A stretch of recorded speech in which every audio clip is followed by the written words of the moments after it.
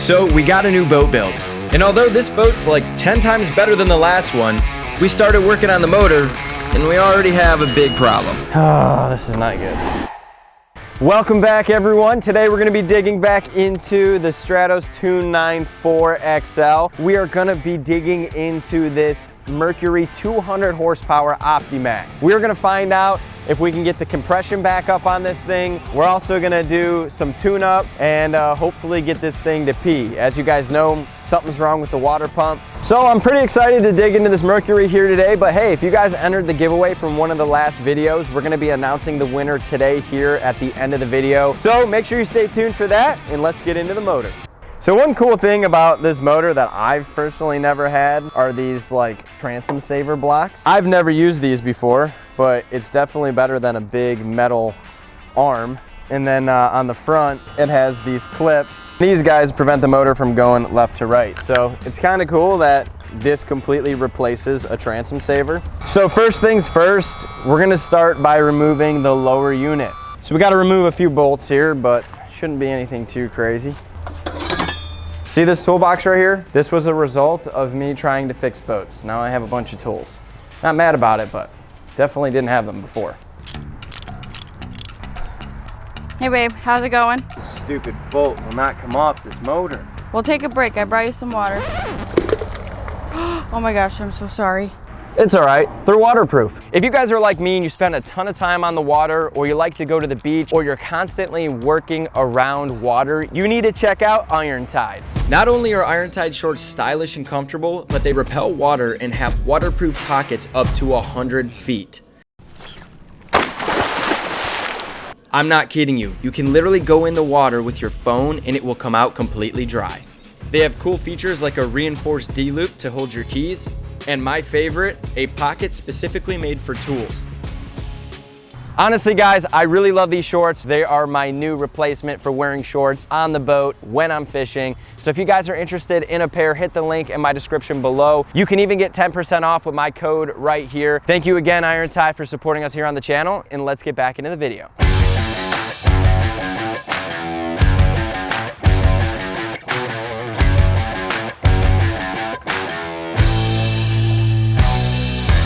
This should wiggle and come out. It's probably never come off before, but if it don't, oh yeah. Just kind of jiggle it a little bit. Hold on one second. Yeah, I mean, everything's disconnected. Okay, hello. Gosh, that could have been bad, huh? Okay. Voila. All right, we have the lower unit. Okay, you guys are probably gonna judge me for this one, but we got the lower unit in the garage. This guy right here is our water pump. We're gonna go ahead and remove this guy and get it replaced, or we're just gonna check it out. Everything looks really solid in it, so I'm starting to think like maybe just the impeller might have dried out, but these are 4 10mm bolts. You just loosen them up, and this guy should slide right up the rod. A little tip for you guys. These things are cheap, they're awesome. They're little magnetic foldable plates, and they hold all your stuff. So if you guys don't want to lose any of your screws, I highly recommend one of those. This guy should just slide right up. You have this little rubber washer. Just carefully slide this guy up. Bada bing, bada boom. Now inside here is going to be our impeller. I can't say the impeller looks fresh, but it definitely isn't like, maybe, you know, maybe they did replace it and maybe it is just clogged. I really think this was replaced recently. I don't think he was lying about that. We're gonna hold off on this for right now, and we'll go this route if we really need to, but maybe it's not peeing because it's got something lodged up in there, who knows? So.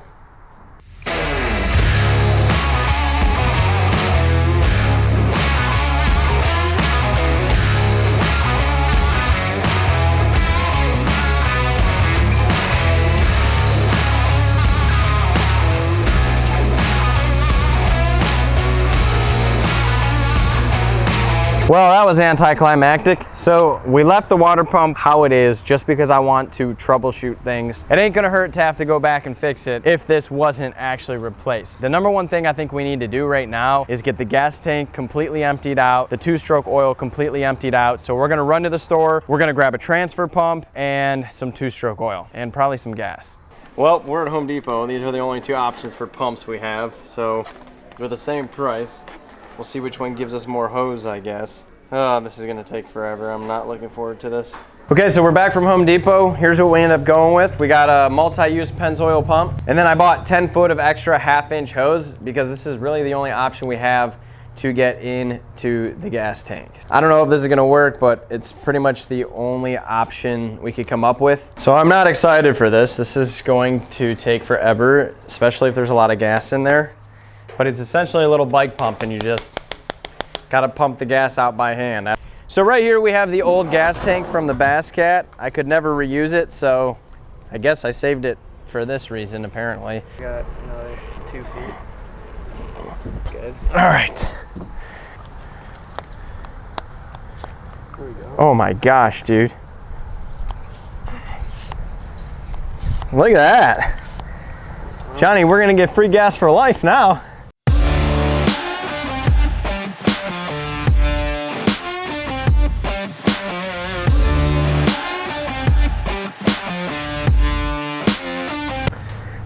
Okay, so we officially have all the gas out of the gas tank and all the 2-stroke oil. I don't wish anybody to have to dispose of 22 gallons of gas ever. Thankfully, my city has a place where I could do it. We got all that knocked out, and now we have to get the cowling off and remove all of the 2-stroke oil out of the reservoir that's in there. Ugh.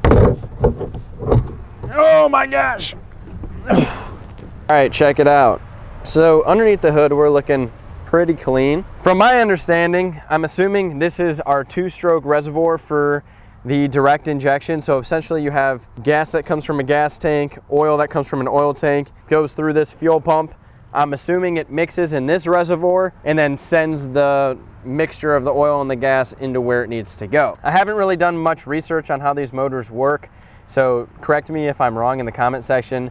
So what we need to do now is empty out this oil reservoir. This still has old 2-stroke oil in it.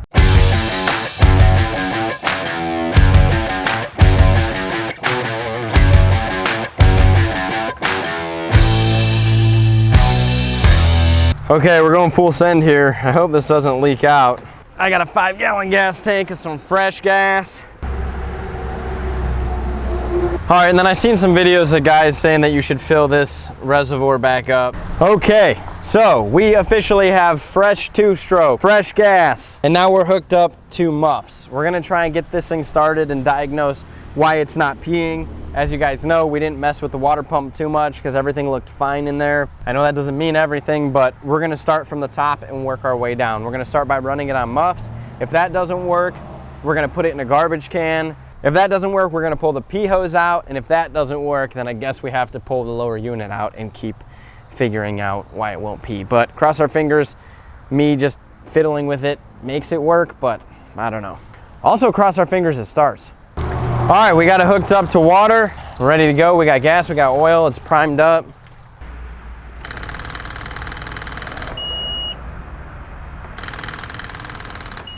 Okay, that's not good. What the heck does that mean?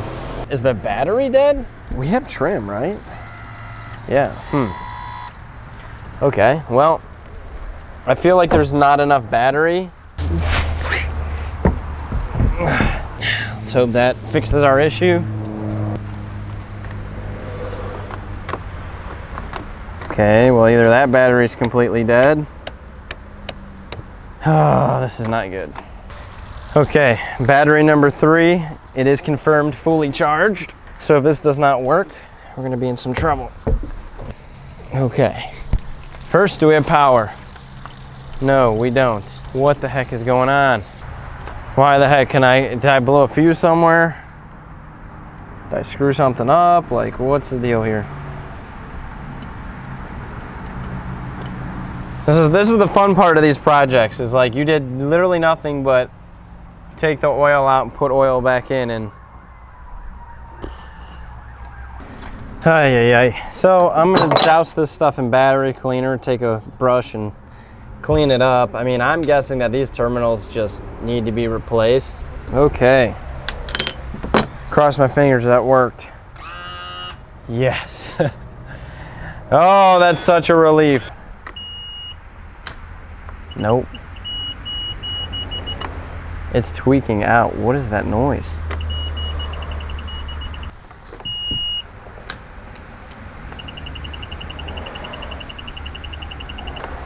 I don't know what that means. Trim works. We got plenty of battery. Everything's good. I turn the key, let it beep, let it choke, and it don't want to go. It's throwing me like some kind of code. It's beeping. I turn it off. If I go back over to trim it, it just makes this noise now. Like it's preventing me from being able to use it. If I wiggle the battery cable, it'll reset and I'll have trim back. Let me know what the heck is going on. I gotta do some research. It's never fun. I'm starting to think it might just be a battery connection issue.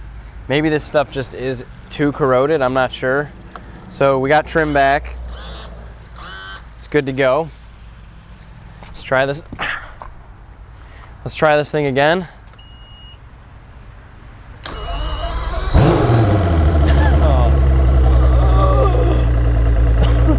It's what the heck?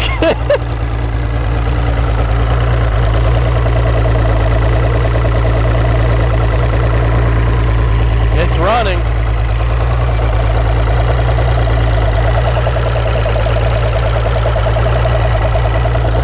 But it is not peeing. All right, we're gonna turn it off because we don't want it to overheat. Oh my gosh, what a relief, man. I thought we were screwed. I was like, this is not good. I don't know if it's a battery connection issue. Off camera, I was playing with it for like an hour, and I really could not tell what was going on. I just kept wiggling wires around and wiggling wires around, and the only thing I can think of is it just doesn't have a strong connection to the battery, because when I would turn the key, it would just have like a solenoid tick, like. So if you've ever had that, please let me know in the comment section, because if I had to guess, it's probably gonna happen again, but I was getting a ticking noise inside these guys. So I kind of unplugged the fuses for them, plugged them back in, or I'm sorry, not these fuses, and yeah, I don't know if one was loose or what, but all right, we got the motor running, but it does not pee. So we're either going to start by playing with that hose where the water is coming out of, and if that doesn't work, then maybe the impeller is just trash. Although it looked fine, that doesn't mean it is fine. Sometimes they don't function properly, or they don't have enough stiffness in them to get the water to go where it needs to go. So we're gonna start finagling with the hose that goes to the water, and if that doesn't work, we'll pull the lower unit back off and tackle that again. All right. So this would be our P hose where water should cycle out of. So we're gonna see if we can get water to come through there, but there's no water in the actual motor casing itself, so I have a feeling this thing's just not getting any water at all. We'll run it again.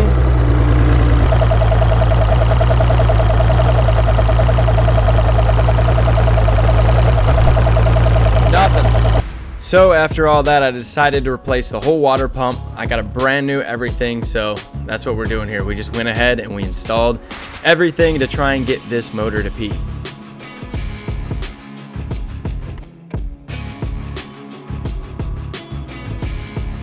After I got the water pump installed, I had my dad come over and help me with the lower unit. I forgot to click record, but I cannot get the lower unit installed by myself for the life of me because that sucker is heavy.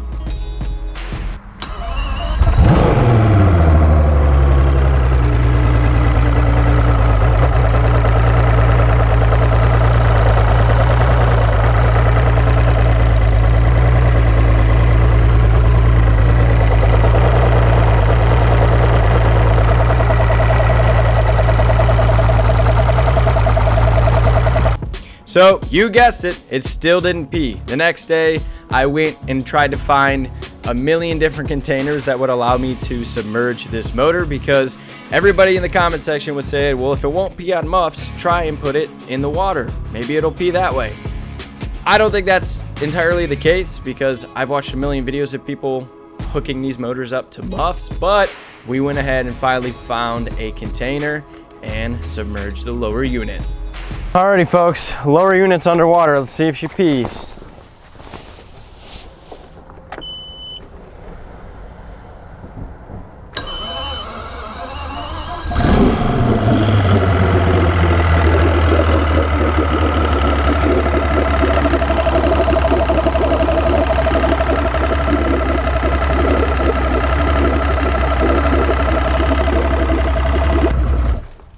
Nothing. All right, well, we're gonna try pulling the plug, and I've never flushed a motor before, but if I can get this thing out without ruining it, that'd be sweet.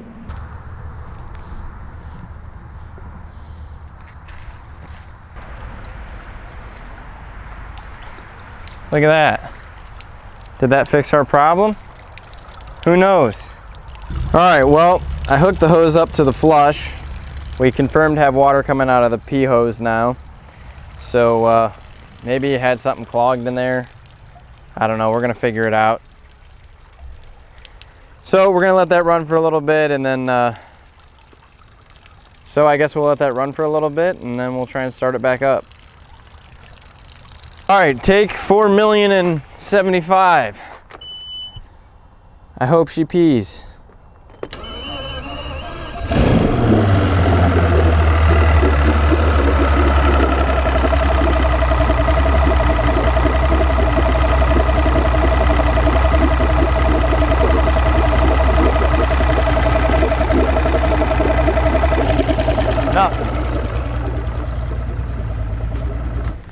I have no idea. I've replaced the water pump and the impeller, like the whole fixture in the lower unit. Yes, that little key is inside the impeller. Everything's locked in and good. I can confirm that for sure, because I know obviously your impeller won't move if that little key's not in there. For some reason, the water's either not being sent up and out, or I just have no idea. The only other thing that could potentially be the issue is I know this is like a air compressor or some kind of filtration. I don't really know. Let me know in the comment section. I just know this water hose goes up into this fixture. So I know behind it's the compressor. I don't know if maybe there's a filter in here that could be clogged. I don't know if you guys think it would be okay to like take this apart. I don't want to mess with it, considering I don't want to make the issue worse, but let me know what you guys think. Should I remove the face of this, clean something out in there? But like, why would water successfully come from the flush and out the pee hole, but not the lower unit? In my opinion, if it's not coming out the pee hole, it's because the water's not getting sent up from the lower unit. So I don't know. Let me know what you guys think. Am I screwed in the lower half of the motor? Like, is that water pump just a failure and not working? Is something not cranking down in the lower? Did I try to put it in drive? I don't want to push the limits of screwing up the motor, but I'm just stumped. I have no idea. I'm not familiar with these Optimaxes. You guys know what to do. Fire away in the comment section. If anybody's ever had this issue, please let me know. Otherwise, I got to do a ton of research and figure this out, because this is not a good situation to be in. If this thing does not pee, that means this motor's not cooled, which means the motor will overheat. And if you overheat a motor, well, you got a lot more problems. So it's running, but it's not peeing. So we got to figure that out. Other than that, if you guys entered the giveaway, we had well over 1,000 entries, which is amazing. But what's crazy is out of 1,000 of you that entered, only 4 got it right. Literally only 4 people got the exact price. So the cost that I bought this boat for was a whopping $3,000. As for the giveaway winner, boom, this is the guy who got it right. I put it in a random generator out of the 4 that did get it correct. So hey man, thank you so much. Congratulations. Hit me up in Instagram DMs. Shoot me a message, we'll get into contact. I'm gonna send you a gift card to pretty much wherever you would like, or I can send you some fishing stuff. I'll coordinate with the winner on some of the prize options I have for them. If you guys like these giveaways, let me know in the comment section down below. We'll try and do them every once in a while. I'll try and get you know, sponsors and stuff to maybe throw up some items that we can give away so that, you know, you guys can win something along with supporting me with these videos. So thank you to everybody who entered the giveaway. I thought that was really fun. And, you know, leave me a comment down below. Help me troubleshoot this motor. Thank you guys so much for watching, and I'll see you in the next one.